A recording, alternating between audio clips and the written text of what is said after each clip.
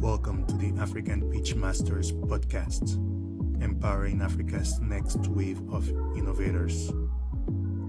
Hello, everyone. Welcome to the first episode of the African Pitch Masters podcast, where we dive deep into the journeys of Africa's innovative entrepreneurs. Today, we have a special guest who's tackling one of the biggest problems on the continent. His aim is to help provide cheap, sustainable transportation. Femi Tankpinou, the founder of Ecozem, is on a mission to revolutionize the way we move in cities like Cotonou in Benin Republic. His startup not only aims to reduce greenhouse gas emissions, but also help people save money with their fleets of electric tricycles powered by solar energy. In this episode, we'll explore the origins of Ecozem, the highs and lows of pitching to investors, and the transformative impact of securing funding, whether you are an aspiring entrepreneur or just passionate about sustainable solutions. This episode is packed with insights you won't want to miss. So let's get started. Femi, how are you doing today? I'm very good. It's nice to have you with us. Thank you. Thank you for this great introduction.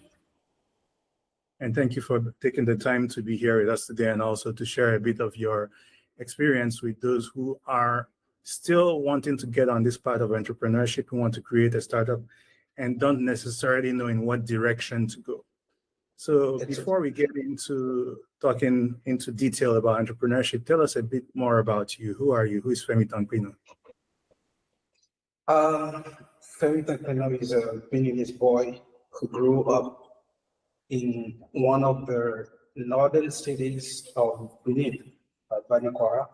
I was born in Cotonou, but I grew up in the northern parts of the country because my father was a teacher. So we had to be traveling from city to city. And I've been growing up and going around all those cities gave me an overview of our countries, our cultures, our challenges, the difficulties people are having around the country and around the states.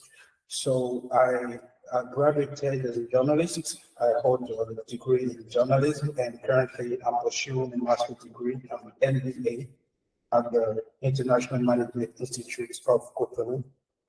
I am also the founder of Ecozem, my most recent business, and also the founder of Martin Luther King English Center, which is currently the second biggest English center in Benin. Yeah, so you're very busy.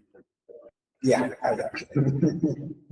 It's good to be busy. It means there's a lot of work to do in our country. So it's when someone is busy, it means they're doing probably some good things. Yeah. So let's get a bit into this and then talk startups and then talk entrepreneurship. So how long have you been an entrepreneur, would you say? 8 years, since 2016. 8 years?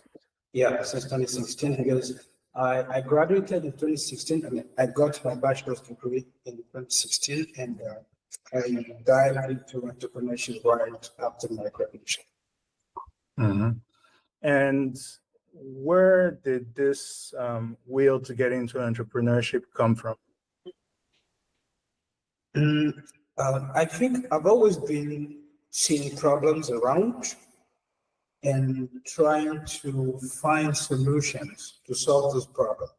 I mean, until I finished my university, my 3 university years. But there was a dot that was missing. The dot that was missing was how I make profits from the solutions I provide to the problems I'm seeing around me. Because before creating my first business, I've tried to solve problems before, but I was not able to make them profitable. So I think the desire to become a solution provider has always been there. What changed in 2016 was that I was able to finally find a way to make profits from a solution I'm bringing to a problem. Mm-hmm. And what was that first solution? That is my English language center, Martin Luther King English Center, and the short story about that center is that in 2016 when I got my bachelor's degree, my classmates and I, it happened to be the year when the University of Abu decided that to move to the master's cycle, all students have to prove that they speak English, that they have to do an English training. And during my three school years at the National School of Journalism, I created an English club. So in the whole school, people saw me as Mr. English. Like when they have an issue that has to do with English, I'm the one they run to. If they need an information related to English language, I'm the one they run to. So when the university decided that they have to prove the English language level, they started coming to me, asking me, how can we get training? How can we train, and so on and so forth. And that's how we just started. I gathered small group of people on the campus of Profitability twice a week. We used to do it twice a week, and I teach them. I teach them from what I knew, and that's how it started growing. And I started seeing a business in it, because at the beginning, I wasn't seeing the business in it. I was just doing it like helping people. But at a point, I realized that there was a need for people to learn and speak English, and I could make a business from it. That's the point where I connected the dots to make it a viable business today. I see. So you're able to figure out the problem, and then eventually you found out a way to be able to monetize that. And exactly. Of course, that allowed you to keep going. Now, exactly. How did you switch? Or I guess you haven't switched, you're still working on both. But how did you go from English to transportation? What led you in that direction? I think, as I said earlier, I'm a solution provider. That's basically how I define myself, a solution provider. For some of the solutions I provide, I don't always succeed to make them profitable, to monetize them. So yes. Sometimes I provide some solutions, but I'm not able to monetize them. But for the transportation, how I ended up into transportation, I think for all my 3 university years at the University of Abu Dhabi, I used to take Zemijan. And a friend of mine, and I was talking with a friend of mine one day when we were making around like the conversation around the activity of Zemijan in Benin.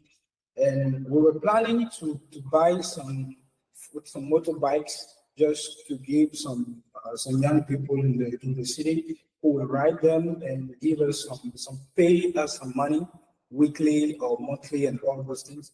So that's basically where the first germs of the project Ecozem started coming. So after that conversation, many months have passed, and one day I realized that the people who are, how can I say it? There are people like me, like the year I'm talking about, I was already leading my English center. I had to go to some important appointments. I didn't have enough money to be hiring a car every day.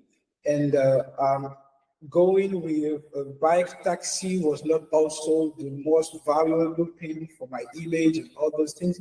So I started feeling the need of an intermediate solution, a medium solution of transportation that would be between the luxurious offer and the low class offer of Baka or Kekeno and all those things. And there was no solution like that on the market. That's where I started thinking about how to provide something like that, how to provide a solution like that. So my first aim was not to create a green mobility company. That was not the first thought.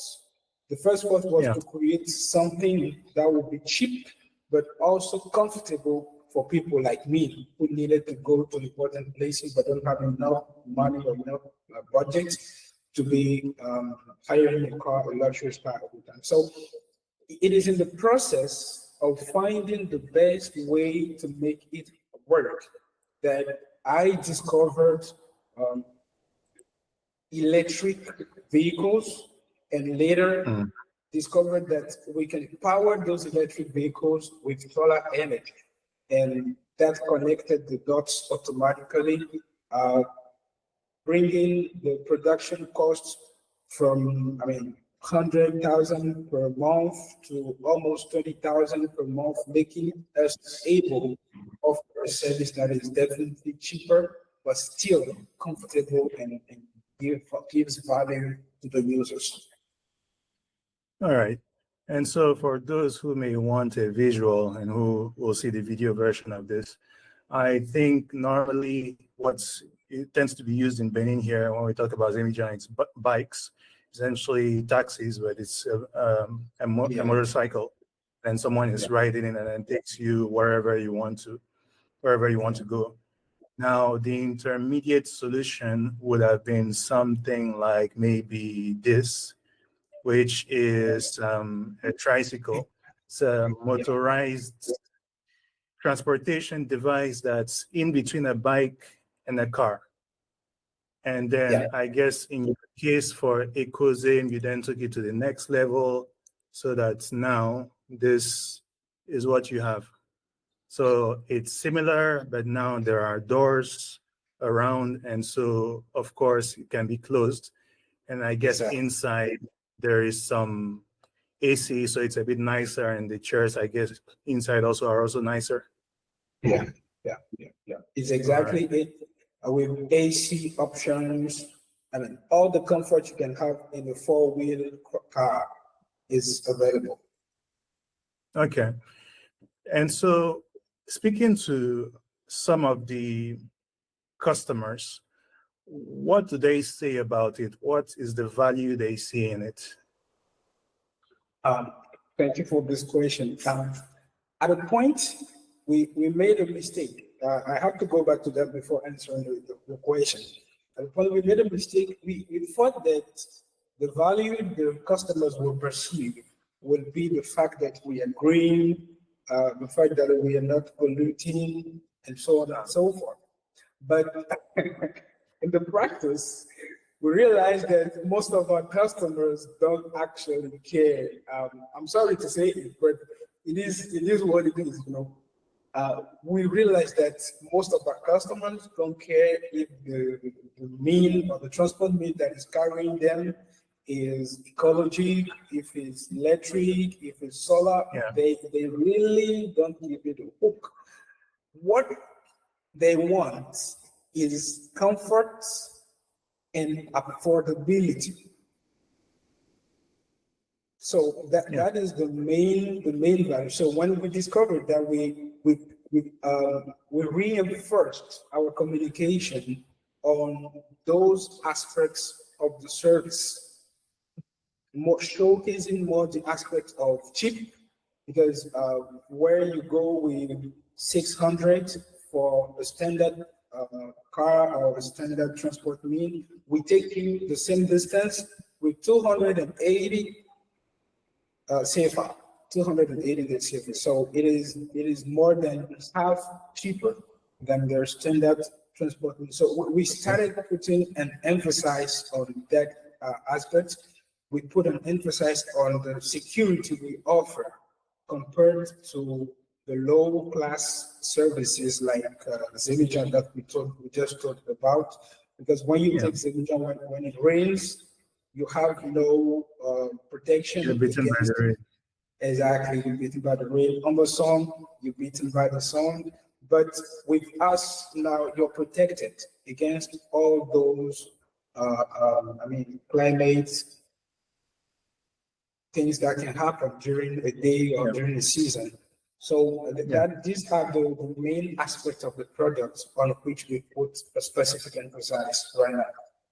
Yeah. Actually, I'm glad you started on that point, because that's a point it's usually hard to convince new entrepreneurs about. The fact that saving the world is not what you have to put in front when you're trying to sell something to someone. I guess in many cases, you have to wait, and then they have to hear it for the customer before it really sinks in. When you tell them before, it doesn't really get in. It's when they see, okay, people are not buying, that it's easier to understand. It's like I was having the same conversation with another entrepreneur who has gotten to a pretty high level now about 2 days ago. And he was saying essentially, yes, that is the same that he realized also in healthcare, that people don't really care about the technology you have behind. They just want to know that you can diagnose that you can give them the results of their malaria tests. The rest, how you got to that result, is not their problem. Yeah, I think that's one of the signs to recognize a first-timer entrepreneur and an experienced entrepreneur. First-timers will focus more on the product, on the technical aspects of the product. They will be very, very enthusiastic about those technical aspects, because that's what drives them. That is what they're passionate about. But when you meet someone who has made that mistake and has learned from it, he now focuses on the value that the product brings to the customers instead of the technical features of the product. Yeah, there's nothing better to help you learn than losing some money. And your money is gone, and you understand, okay, I need to change. There's something that needs to change here. Definitely, I believe. Yeah. And so when you bring that value, that kind of value to the customers, of course, the value can be there, but you still need to get in touch with the customers. You need to tell them, okay, we exist, we are here, and this is what we do. How do you get in contact with your customers in order to start relationships and maintain relationships with them? We do it two ways. At the beginning, we didn't have a mobile app. So our drivers just drive in the city. They just drive in the city, in the town, and people call them like they call any taxi on the road. But later on, we now have a mobile app on which the name is Ecozem. It's on Play Store. It's also on App Store, on which people can download and now order the taxi from where they are. Currently, we are not serving all the areas in Cotonou because the fleet we have now is not that big.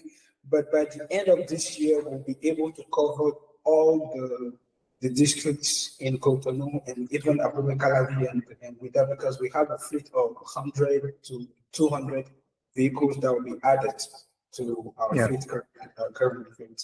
So first, that's how we get in touch with the clients. Now, how we maintain the contact, because we have to make the client a recurring buyer.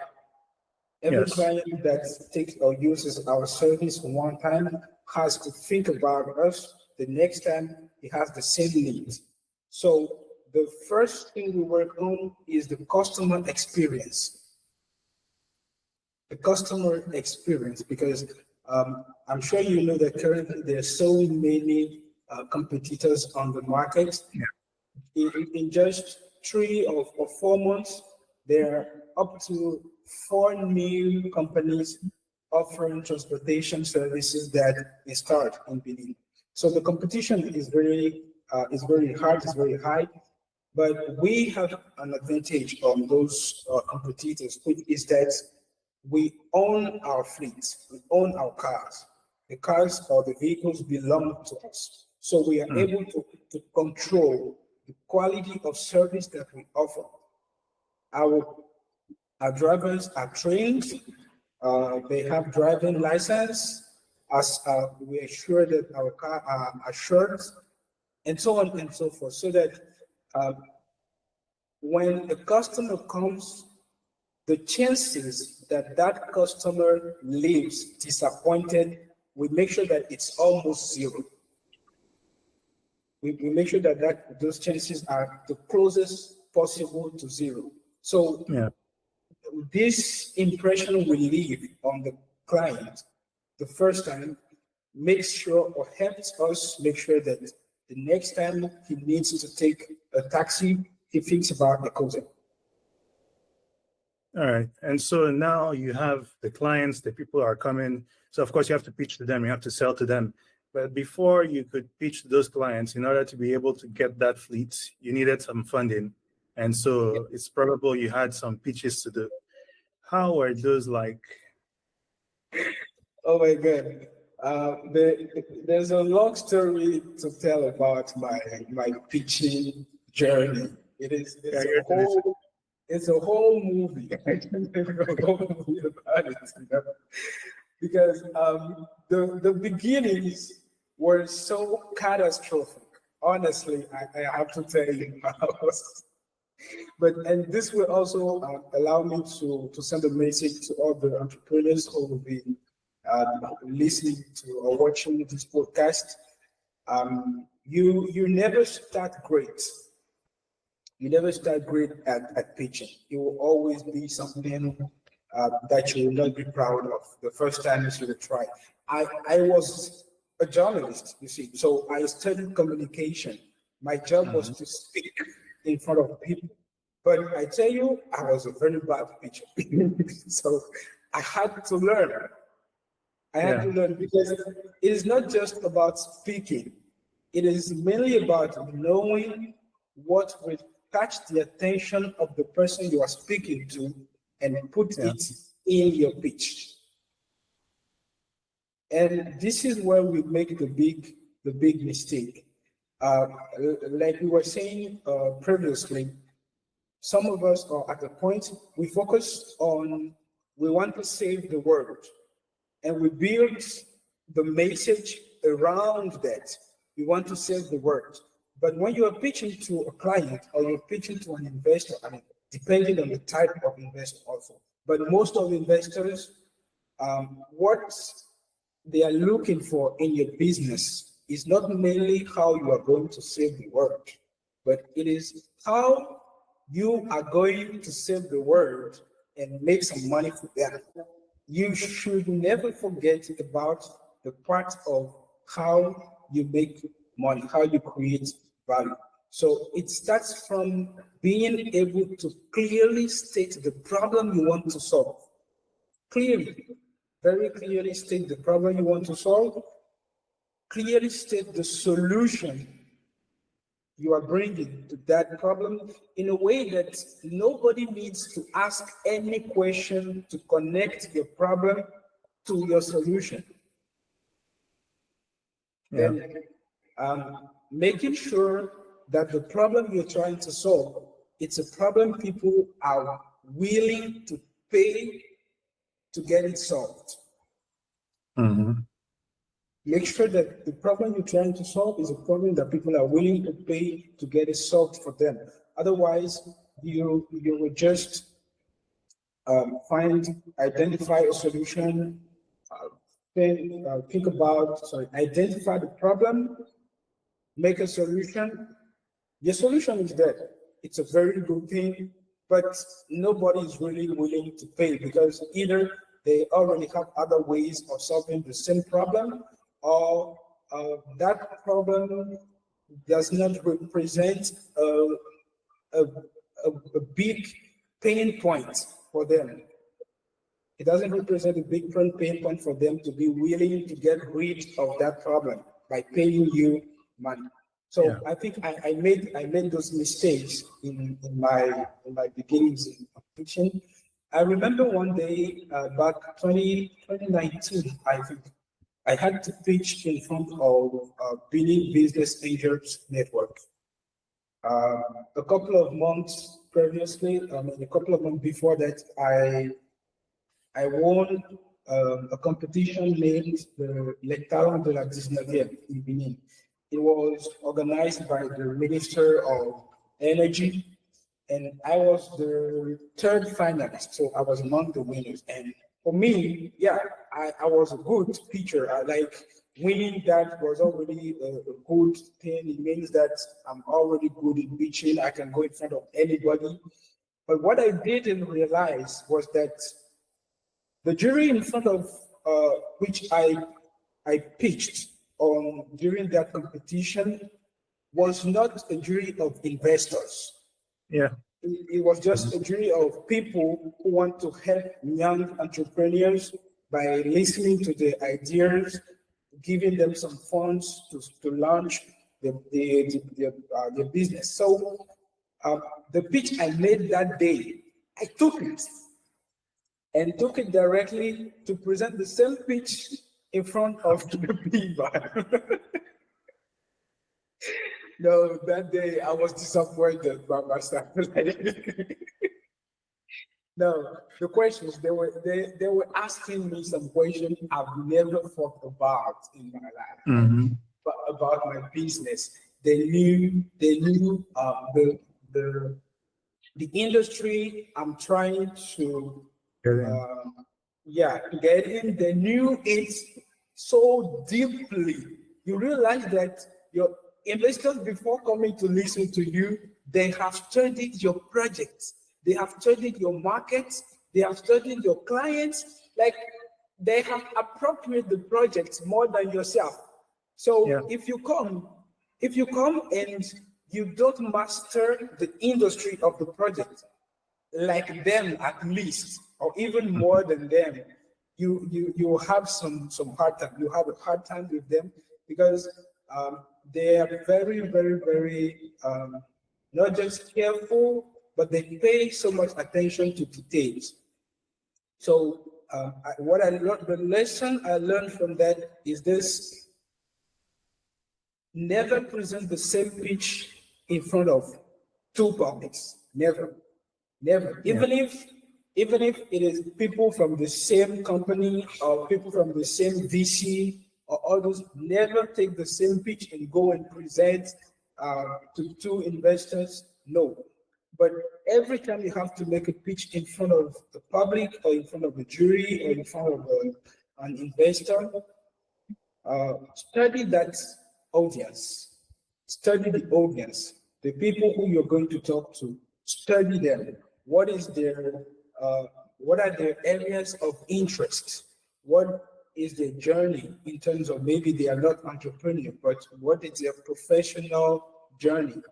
What are the things they pay attention to the most? Are they people who are driven by feelings, or are they people who are more driven by logics, and so on and so forth? And this will help you know the exact way you would plan and make your pitch that will be the most impactful to them.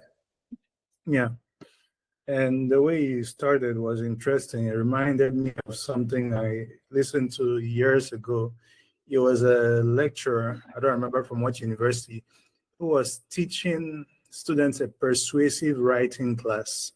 And so he was telling them that it's not because you wrote essays when you were in primary and secondary school and then you got a 10 over 10 that you are a persuasive writer, because your teacher was paid to read what you wrote.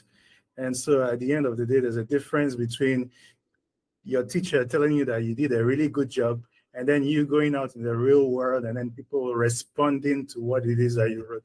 Because your teacher may just be looking at, okay, it was well written, the grammar was good, but people out there are looking for something different. You have to speak directly to them. And in a way, that's what pitching comes down to. So like you said, always make sure that you know the people you're going in front of, or at least have a really good idea. And if you can, make sure you know your area better than they would, because you are supposed to be the expert when you come in front of them. That's it. Yeah, for the most part. Now, I think you've gone a bit over some of your worst or scariest experiences when it comes to pitching. What was your best experience when it comes to pitching? Was there ever a situation where you were, for example, in front of a jury, and then when you were done, you were like, yes, this is really good. I really feel good about this. Yeah. I think every entrepreneur has a moment like that in his life.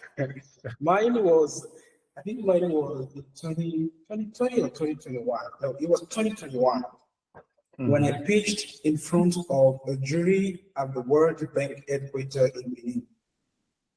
I'm telling you, the World Bank headquarters in Benin. Um, that day, I mean, I've already had my setbacks before, and I've learned the lessons from them, and I've practiced.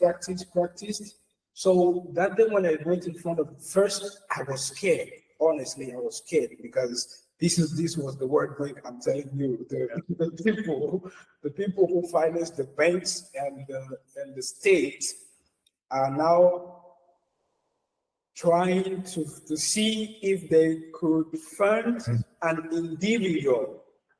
Yeah. And it happened to be me. So I was like, okay,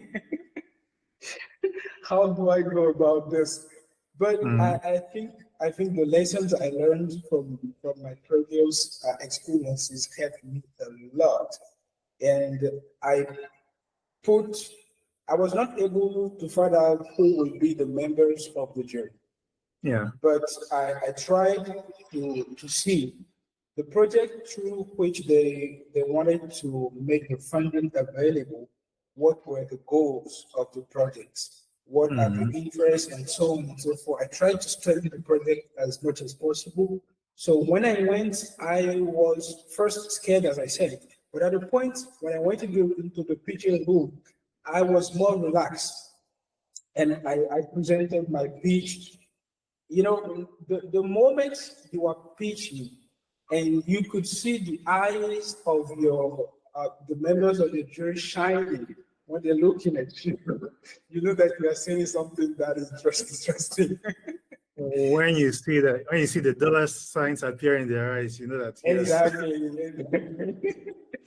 Exactly. So yeah, I was pitching it at a point, at a moment I looked straight into the eyes of some members of the jury and I could see that these guys were, yeah, they were approving what I was saying. And that really fueled my energy, it fueled my passion and everything. And I really put everything in, honestly. That day I put everything. And I think that was one of the most determining points in my path or my journey to get the funding from the World Bank. That day was very crucial.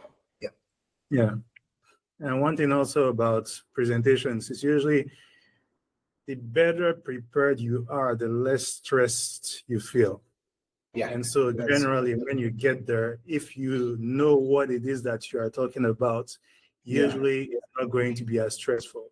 So for example, when I used to teach or whenever I did any sort of pitching, one thing I always realized is sometimes when I'm very well prepared, sometimes some questions that I thought I didn't have the answer to, they'll ask me the question and then I'll just answer it. Like the answer will just come to me. It's like, okay, I didn't know I knew this answer, but okay, I just gave the answer. Let's continue. Yeah, that's it. Sometimes you're thinking and you're praying that the jury doesn't ask you some questions because you know you don't have the answer to those questions.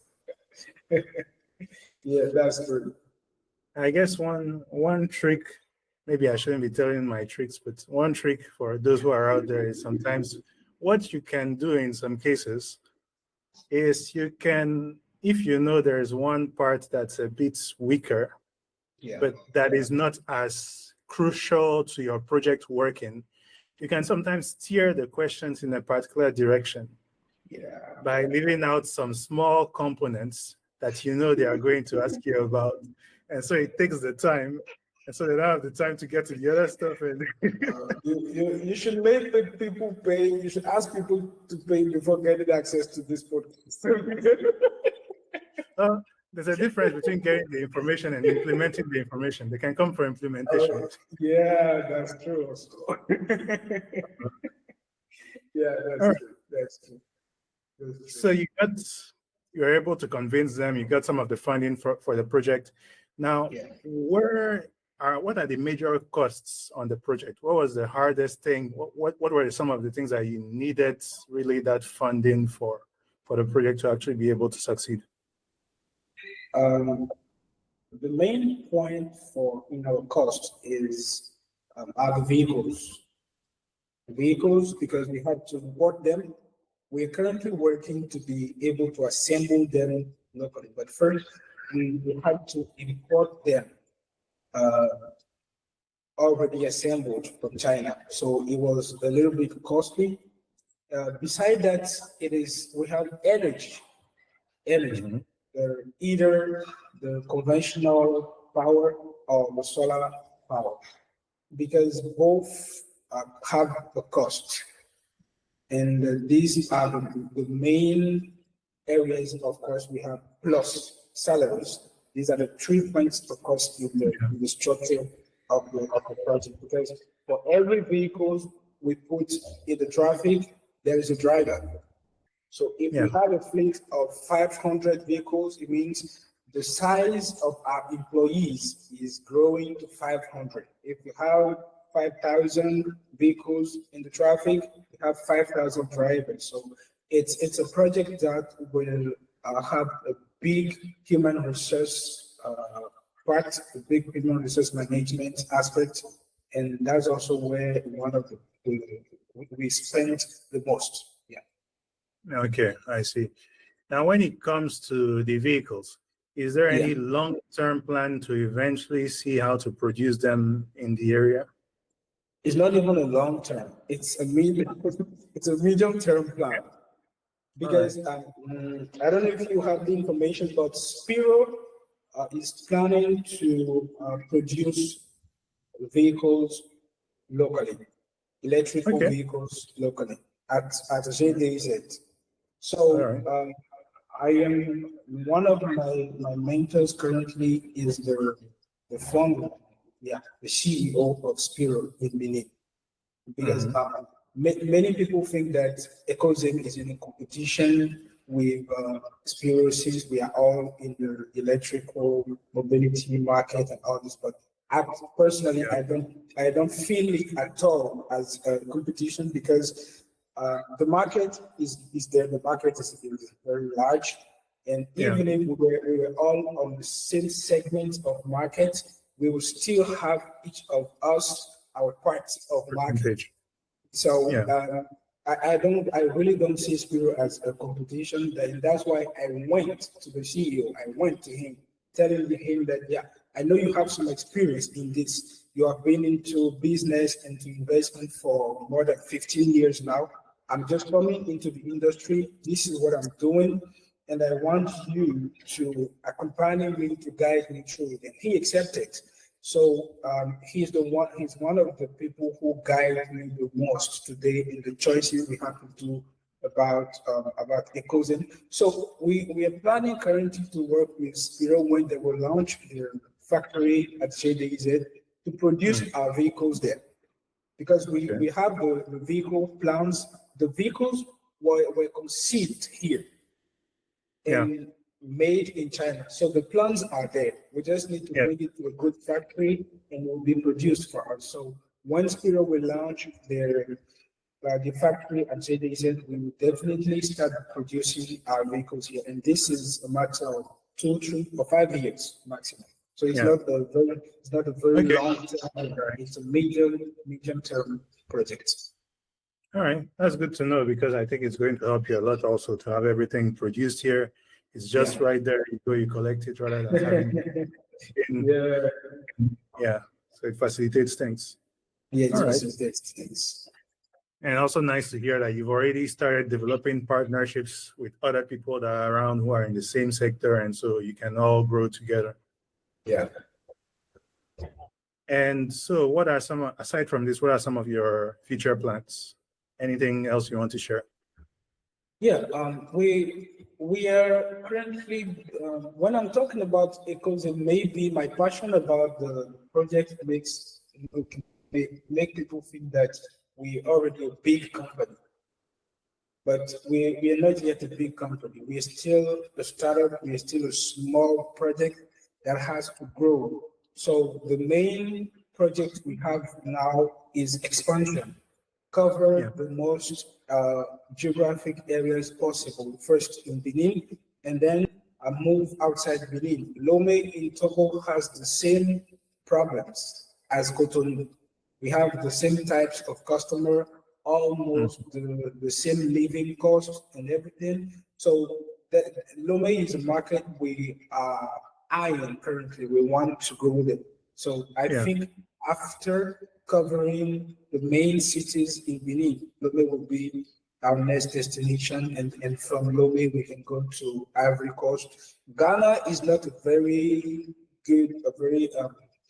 attractive market for us because of the habits are different. The transportation habits in Ghana are different, but Nigeria can be a very good market for us. Just that it's a very challenging market, and we will study thoroughly before stepping into it. Yeah. So basically, spreading or expanding is our next project. That's it. What's the main difference between Ghana and Nigeria? In Ghana, people move most with car taxis. They're used to it. The living cost there is higher than in Benin, actually, and people have money to pay for the tax. So the habits, there is no low class offer of transport like Okada that we have in Nigeria. There is no Okada in Ghana. Even if you have, it is with very big motorbikes that charge you like if you are taking a car taxi. But in Nigeria, or buses, sometimes also have buses. Our buses, exactly, our buses. But in Nigeria, we have the same offers like in Benin, and people take it often. People take it often. You have Okada, you even have the Tricycles that are very used there currently, but they are not electrical. They don't offer the comfort and all those things we are bringing. And I know that in Nigeria there's a startup that launched 2 or 3 months ago, doing almost the same thing as Ecozem, electric tricycle. So this confirms that the market is there. The market is there. I guess what's nice about Nigeria is even if one has already started, the market is still a lot of opportunity. The market is still big. The market is still big. All right. Might have had a bunch of other questions, but time is not unlimited, so I think we should stop here. Maybe we'll talk more at another date. Thanks a lot for taking the time to come here and speak to us today. If anyone wants to contact you, how can they get in touch with you? By using my email will be the easiest way. It is Tankpinou, Femi. Can you write it somewhere, or can you? Yes, we'll put it. I can put it. In is my last name and my first name at gmail.com. So Tankpinou, Femi at gmail.com. Yes, all together. All right, no problem. We'll do just that. Thanks again for being here with us today, and hopefully we'll see you next time when you are in Nigeria and Togo to talk more about your expansion and how things are going. By the grace of God, thank you very much. And also when I win the Falling Walls in Berlin. Oh yes, the Falling Walls Lab competition in Berlin. After you win that, we can also do another, so that you can tell us about your pitching experience, because in this particular case, you won't be pitching to investors. Are going back to pitching to people who want to see about innovation and then changes in the world. So it's slightly different again. Yeah, it's different again. Always adaptation. Thank you. All right. Thank you. Talk to you. Thank you. Goodbye. All right.